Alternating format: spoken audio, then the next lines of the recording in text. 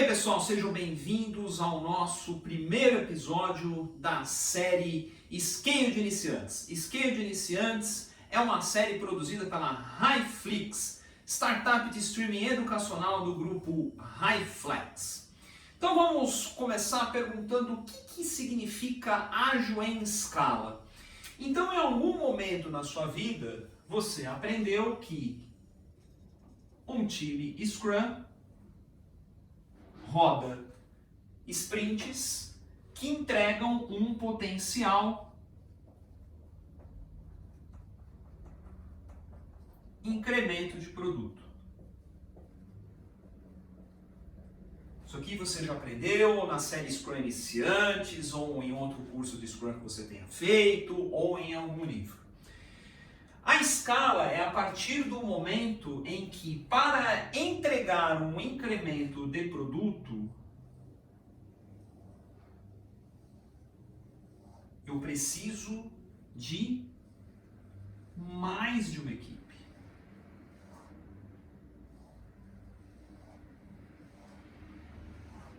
Ou seja, o trabalho dessas 4 equipes coordenadas e integradas vão me entregar de fato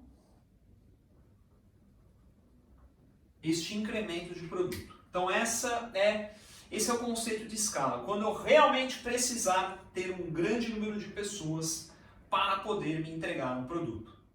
Alguns exemplos de produtos que trabalham com esse modelo. Todo mundo aqui já deve ter ouvido falar no Microsoft Office, certo?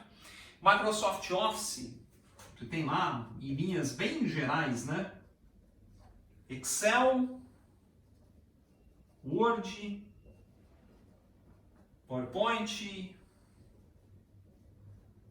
Microsoft Access, entre outros softwares. Então você imagina o seguinte, você acha que uma única equipe Scrum cuida de um pacote como esse? Não. Então o que nós temos aqui? Nós temos aqui equipe que cuida do Excel, equipe que cuida do Word, equipe que cuida do PowerPoint, equipe que cuida do Access. E a Microsoft, ela nunca lança, né, uma versão nova do Excel, uma versão nova do Word, uma versão nova do PowerPoint, né? Ela sempre lança versões novas do pacote Office, ou melhorias do pacote Office. Então o trabalho de todas essas equipes aqui precisam ser integradas. Mais do que isso, se nós fizermos uma análise, existem outras equipes aqui dentro da equipe que trabalha com Excel. Então não é uma única equipe, eu posso ter 5 equipes aqui atuando no Excel, em funcionalidades diferentes, em recursos diferentes, em componentes diferentes. A mesma coisa para o Word, a mesma coisa para o PowerPoint, a mesma coisa para o Access. A mesma coisa acontece com o famoso Spotify, que gerou aí uma das maiores disfunções do mercado, que é um modelo Spotify que todo mundo quer implementar, e na verdade não tem nada a ser implementado. O Spotify é um modelo em escala do Spotify baseado em um conjunto de boas práticas em Agile, ok? Mas o Spotify também trabalha no mesmo modelo, então são várias equipes divididas para entregarem um único incremento de produto. Então você não tem lançamentos de partes do produto, você tem lançamento do produto, você tem novas versões do Spotify, você tem novas versões do Microsoft Office, você não tem uma versão nova de uma funcionalidade do Spotify, ok? A release, o lançamento é sempre feito através da suite, né, do produto inteiro, ok? Mas Vitor, como é que eu vou dividir as equipes? Como é que vai funcionar? Que papéis eu vou ter aqui? Como é que tem Scrum Master, Product Owner, etc, etc? Tudo isso nós vamos ver nos episódios seguintes. Aqui é apenas uma introdução para que você entenda o desenho de modelo em escala. Muito bem, tudo começa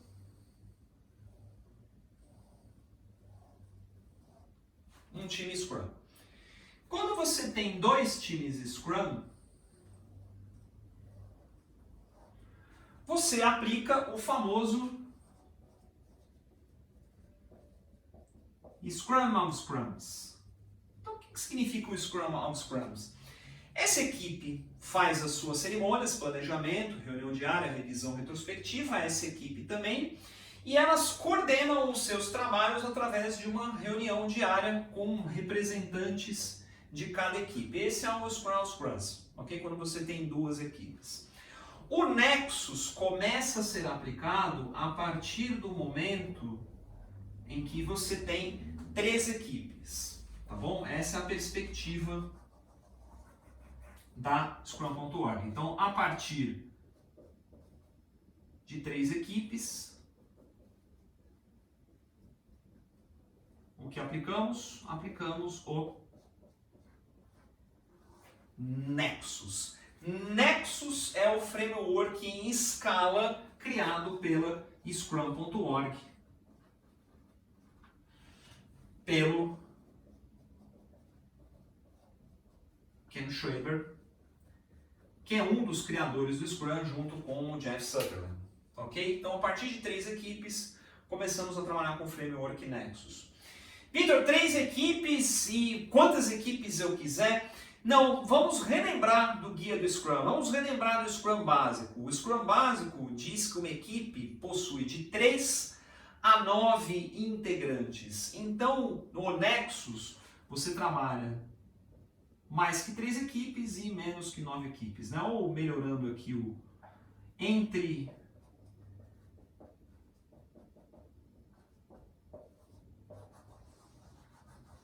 entre 3 a 9 equipes, ok? Então, o mesmo conceito do Scrum básico foi aplicado para o Nexus, ok? Então, isso significa que nós teremos aqui no Nexus, né, equipes de aproximadamente 15 pessoas até no máximo 81 pessoas.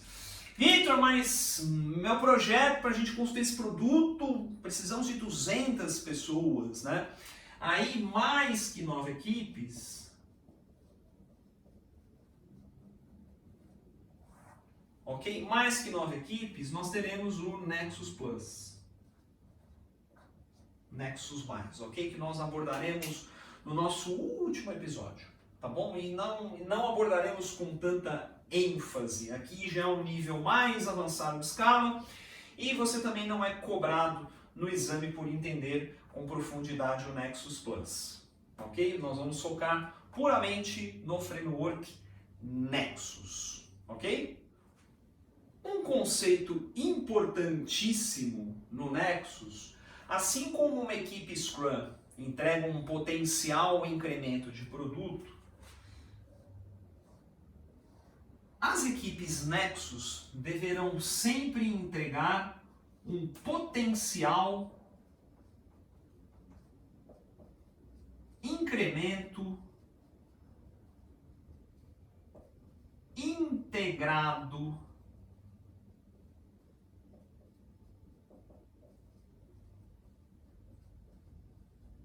de produto. Essa é uma das palavras-chave. Eu costumo dizer, quando eu dou cursos aí focados em certificação, eu costumo chamar Magic Words, ok? Então, grifa aí, anota no seu caderninho, no seu bloco de notas, no seu notebook, a primeira Magic Word da nossa série de episódios. Integrado, integração, ok? Incremento integrado de produto. Não adianta essa equipe entregar um incremento, essa equipe entregar um incremento, essa equipe entregar um incremento, se esses incrementos não se integram. Isso é um ponto crítico do Nexus, ok? E aí alguns pontos muito importantes. Para começar a fazer isso, eu tenho que estar no estado da arte fazendo isso, que é o famoso 3-5-3, certo? Aprendendo a rodar os 3 papéis com as 5 cerimônias e os 3 artefatos. Se eu não sou bom em fazer isso, eu vou sangrar para fazer isso. Então, algumas coisas muito importantes na hora de escalar é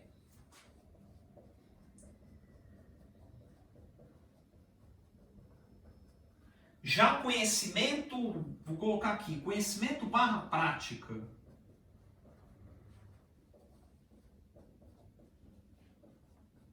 Sólida em Scrum.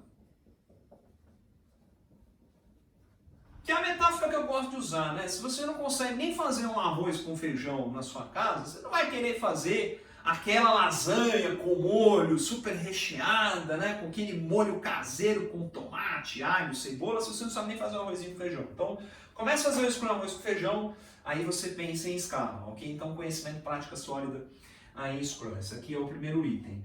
E o segundo item é, aqui mais do que nunca, eu já tenho que ter na minha empresa, ou na minha equipe de produtos, o pilar da auto-organização muito bem sedimentado. Ok? Se eu não tiver isso aqui, você não tem isso. Inclusive, grava a segunda Magic Word para o nosso exame, que é a auto-organização. Ok? Várias questões de exame vão focar em auto-organização e você vai querer responder como aquele gerentão que diz que todo mundo tem que fazer e vai errar. Então, ó, Magic Word, grava, anota essa aqui também, auto-organização. Para nós trabalharmos com incremento integrado, nós dependemos diretamente de uma tríade muito importante. Você tem que fixar essa tríade para acertar várias questões do exame, e não só no exame, mas também entender como escalar. Eu vou desenhar um triângulo. Quem me conhece sabe que eu tenho um certo fascínio por triângulos. Primeira coisa, dependência.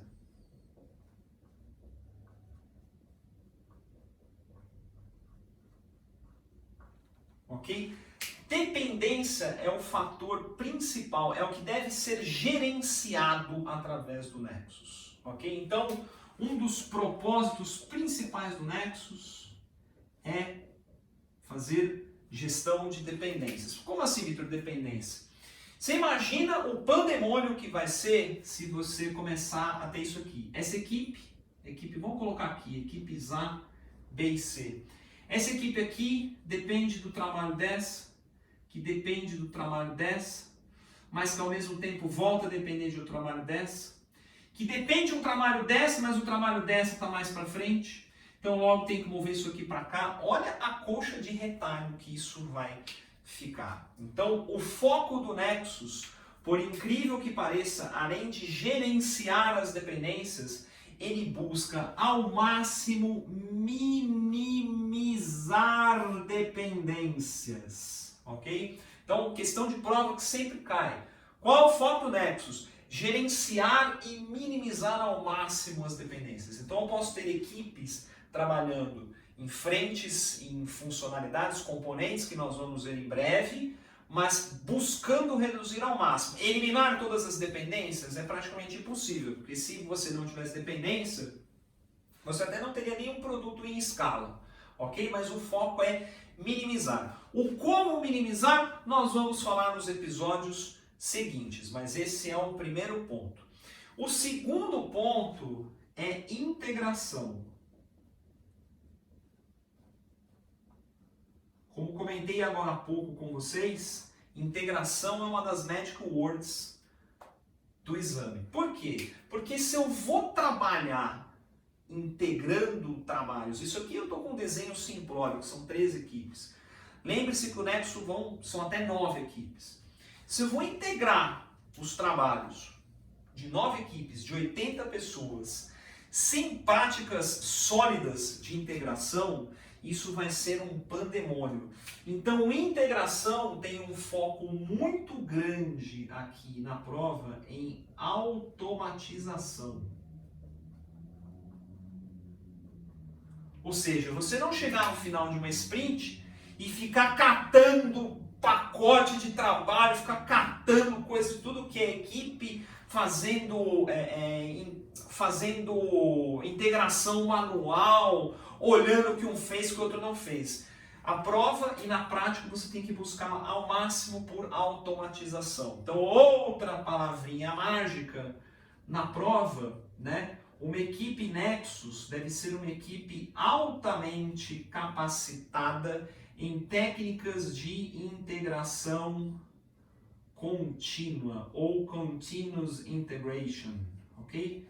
Integração contínua. Integração contínua é uma técnica automatizada para você integrar trabalhos. Só que importante também, isso se conecta com os dois temas, é a arquitetura, ok? Eu tenho que ter uma arquitetura de produto sólida para que eu consiga montar equipes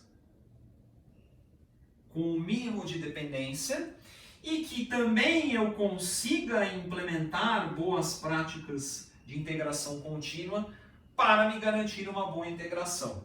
Então, se um desses três pilares não estiver sólido, você certamente terá problemas na escala, ok? Então, revisita a arquitetura, vê se a sua arquitetura possibilita uma integração o mais automatizada e contínua possível e que a sua arquitetura permita com que você monte equipes, ok? Que possuam o mínimo de dependência, ok? Então, gestão das dependências e minimização das dependências é o foco do Nexus.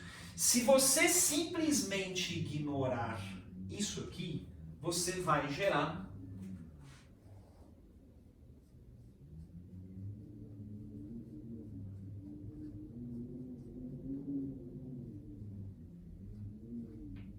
débito técnico, ok? Você gera defeito, você gera um saldo, você gera um legado a ser gerido depois. E lembre-se sempre que o débito técnico, quando você introduz ele num produto, você diminui duas coisas.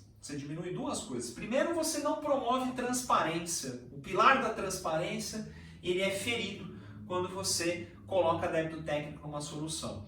Segundo, que a velocidade das equipes tende a diminuir. Por quê? Porque ela vai gastar mais tempo atuando em débito técnico.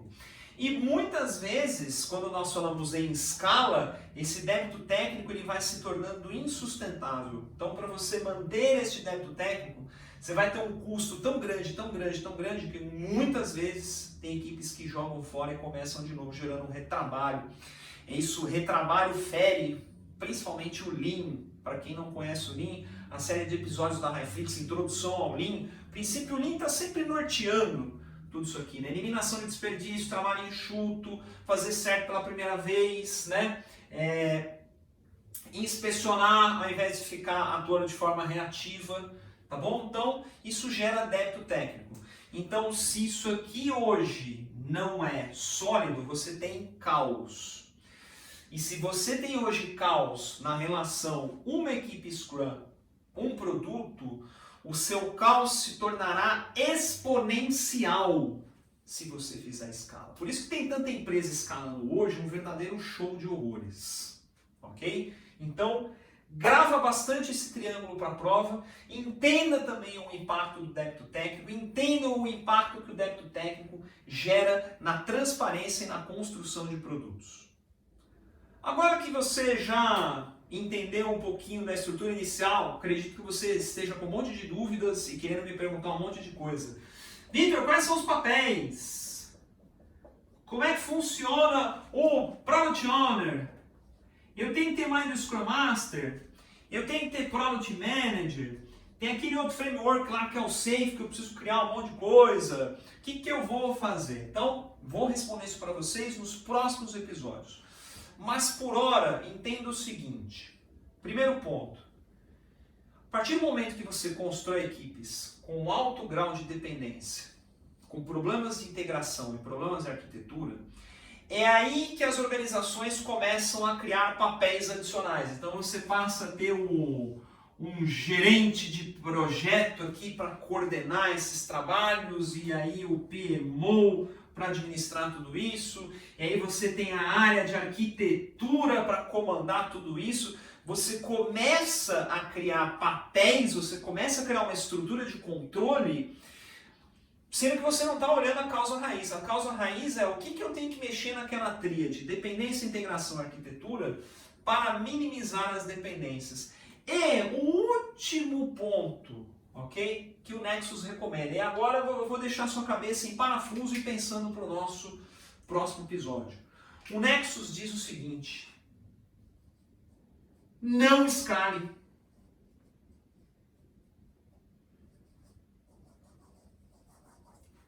E na dúvida,